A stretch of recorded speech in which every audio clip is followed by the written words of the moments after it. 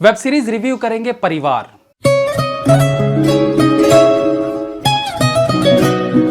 आजकल जिस प्रकार की वेब सीरीज बन रही है उन्हें देखकर लगता है जैसे परिवार, संबंध, विश्वास, प्रेरणा ये सब चीजें केवल किताबी बातें रह गई हैं। आज जो वेब सीरीज आ रही हैं उनके मायने अलग हो चले हैं। वेब सीरीज की थीम ही अलग हो तो दूसरी बात है, लेकिन परिवार पर बनी वेब सीरीज में भी जिस प्रकार से सेक्स का नंगा नाच दिखाया जाता है, उन सब के बीच ये वेब सीरीज जिसका नाम परिवार है कहीं ना कहीं आपको सुकून जरूर पहुंचाएगा। कहानी इलाहाबाद के एक परिवार की है जिसके मुखिया हैं काशीराम नारायण यानी गजराज राव। उनके दो पुत्र महिपाल और शिशुपाल यानी यशपाल शर्मा और रणवीर शौरी हैं, और एक बेटी है अंजू यानी सादिया सिद्दीकी। इस परिवार की कहानी कोई नई नहीं है। एक बेसहारा बाप जिसके बच्चे उसे घर में अकेले छोड़कर अपने अपने परिवार के साथ बाहर सेटल हो चुके हैं, उसका फोन नहीं उठाते, उसे इग्नोर करते हैं और उसके मर जाने का इंतजार करते हैं। ऐसे में काशीराम नारायण का नौकर ही उसके सुख दुख का साथी है, और यही नौकर है जिसका नाम है भोला। वो इस वेब सीरीज का नरेटर है जो कि इस पूरी कहानी को सुनाता है। भोला ही वो किरदार है जो वेब सीरीज में बाकी किरदारों को इंट्रोड्यूस करता है और कहानी को आगे ले जाता है। कहानी में कुछ एक ट्विस्ट है जो आपको अच्छे लग सकते हैं। एक से एक बेहतरीन कलाकार इस वेब सीरीज को देखने की एक्साइटमेंट बढ़ाते जरूर हैं, लेकिन देखा जाए तो कहानी में कुछ नया नहीं है। आगे क्या कुछ होने वाला है वो आप बड़े आराम से जज कर सकते हैं। इस तरह की कहानी 70s 80s में बॉलीवुड में काफी बन चुकी है। अगर कुछ नया है तो वो है अद्भुत स्टार कास्ट, अच्छा डायरेक्शन और कुछ फनी सीन्स। कहानी में ट्विस्ट आता है जब एंट्री होती है गंगाराम की यानी विजय राज की। अब कैसे गंगाराम के आने से दोनों बेटे अपने पिताजी के पास रुकने को मजबूर हो जाते हैं। जिस प्रॉपर्टी की आशा में गंगाराम एक षड्यंत्र रच रहा था, क्या वो जमीन उसे मिल पाती है, और क्या आखिर तक भी ये दोनों भाई इसी प्रकार से एक दूसरे से लड़ते रहेंगे? ये सब जानने के लिए आपको ये वेब सीरीज देखनी होगी।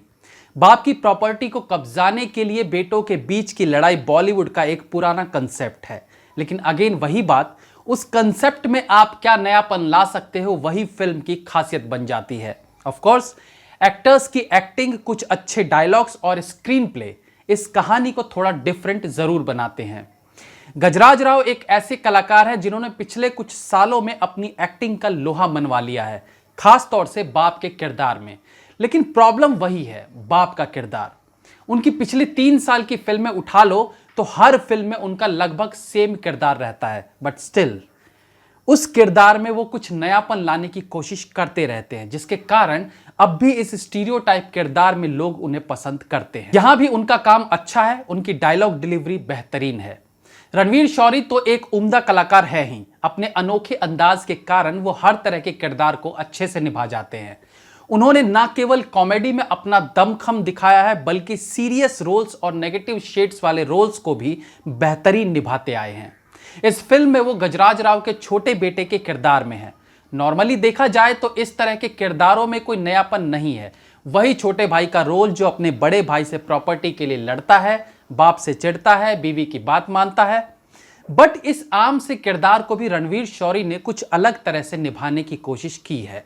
उनका बार बार आंखें झपकाना उनकी मासूमियत को दिखाता है। इसके अलावा जिस प्रकार से नाप तौलकर वो अपने डायलॉग्स बोलते हैं वो भी उनके किरदार को बेहतर बनाता है। यशपाल शर्मा एक अनुभवी एक्टर हैं जो अपने करियर में कैरेक्टर रोल्स, विलन रोल्स कई बार निभा चुके हैं। यहां इस फिल्म में भी वो थोड़े ग्रे शेड में जरूर दिखे हैं, लेकिन साथ में कुछ फनी मोमेंट्स उस ग्रे शेड से परत हटाने का काम भी करते हैं। उनका भी काम अच्छा है। इनके अलावा विजय राज वो स्पेशल रीजन है कि आप ये वेब सीरीज देखें। वो एक जबरदस्त एक्टर है जो अपने हर रोल को अच्छे से अच्छा निभाने की कोशिश में लगातार लगे रहते हैं। हालांकि जैसे कि मैंने पहले ही कहा कि कहानी में कोई नयापन नहीं है, तो इसलिए उनके कैरेक्टर को गेस करने में आपको समय नहीं लगेगा, बट उन्होंने अपने रोल को अच्छे से निभाने की कोशिश जरूर की है। इनके अलावा वरुण कुमार इस वेब सीरीज में आपको इंप्रेस कर सकते हैं, जो बीच बीच में कुछ फनी मोमेंट्स लाकर फिल्म को और लाइट बनाते रहते हैं। फिल्म का स्क्रीन प्ले ठीक है, कहानी धीरे धीरे आगे बढ़ती रहती है, ज्यादा कहीं स्लो नहीं होती तो आप कहीं बोर भी नहीं होते। बट अगेन वही बात है, जब आप कहानी को अच्छे से गेस कर लेते हो तो केवल फन एलिमेंट्स और एक्टिंग ही बचता है, जिसके बलबूते आप फिल्म को एंड तक देखने की हिम्मत जुटा पाते हो। बैकग्राउंड म्यूजिक औसत है और ज्यादा धूम धड़ाके वाले म्यूजिक की जरूरत थी भी नहीं यहां पर। डायरेक्शन भी ठीक ठाक है, क्योंकि कहानी कमजोर है या यूं कहिए जानी पहचानी है तो डायरेक्टर को एक्स्ट्रा एफर्ट लगाना पड़ जाता है। इस साफ सुथरी पारिवारिक कहानी में भी मेकर्स ने 2-4 गालियां घुसा दी हैं फिल्म को रियल टच देने के लिए। खैर, एक आध सीन जहां गालियां हैं उन्हें छोड़कर यह फिल्म आप पूरे परिवार के साथ देख सकते हैं।